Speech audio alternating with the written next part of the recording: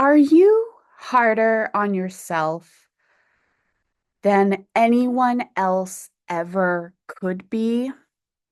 Welcome to Mamahood After Trauma. I'm Emily, your host.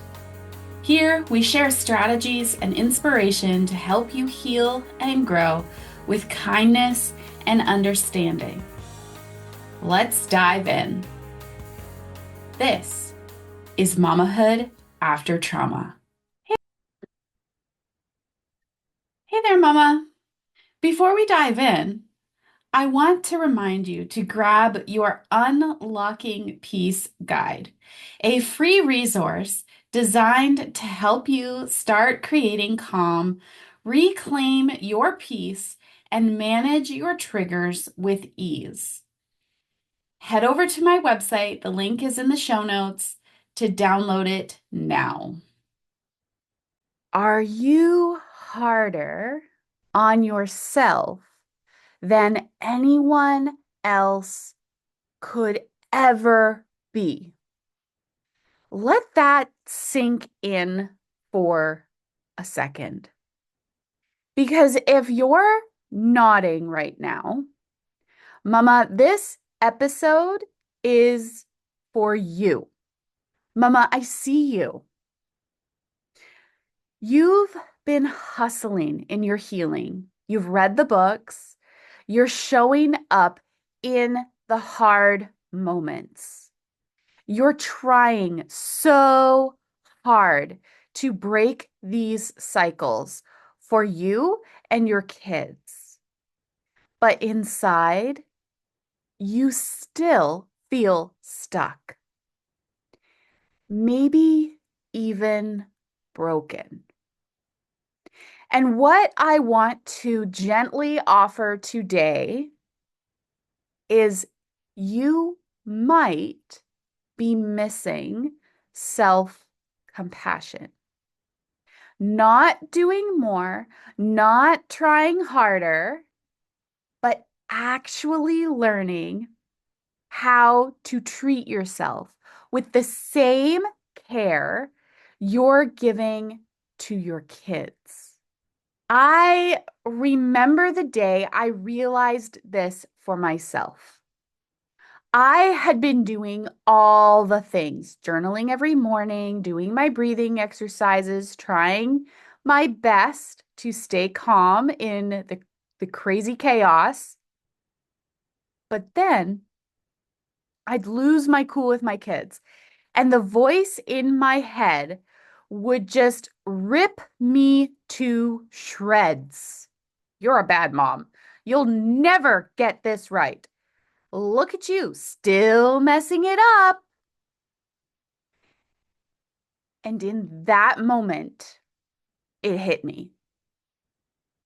I could do every healing practice in the world, but if I was still calling myself names, if I was still allowing the voice of the abuser that resided in my head, if I was still attacking myself every time I stumbled, I wasn't really healing.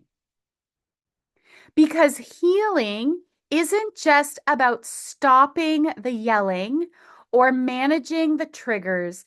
It's about building a new relationship with yourself. And if this feels hard for you, there's a reason. See, as trauma survivors, we tend to default to self-criticism because survival mode taught us to always be on guard, to, to spot our flaws before anyone else could, to beat ourselves up before someone else got the chance. It's a defense mechanism. And at one point in time, it made sense. But Mama, it's keeping you stuck now. Because self-criticism keeps your nervous system in the same fight or flight loop. Self-compassion is what starts to rewire that loop. Let's paint the picture here. Self-compassion says you had a hard moment, you're still worthy. While self-criticism says you will always mess this up. What the hell is wrong with you? One pulls you into shame, the other opens the door to healing. So, how do you start practicing this? Here's one small step that you can try today or tomorrow, but I recommend trying it as soon as you can. Next time you catch yourself thinking something harsh like, I'm such a failure, or I can't believe I did that again, pause and ask yourself, what would I say to a friend in this moment? Then say that to yourself.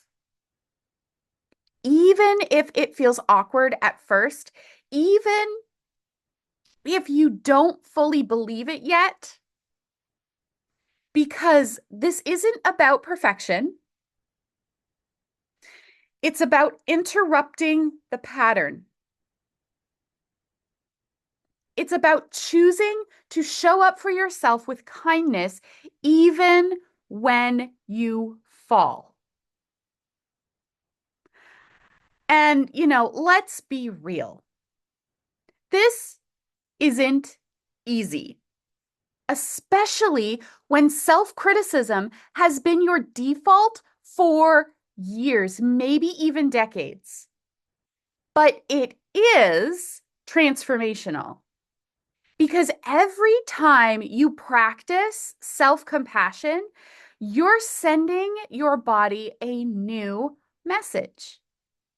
You're sending it the message of, I am safe.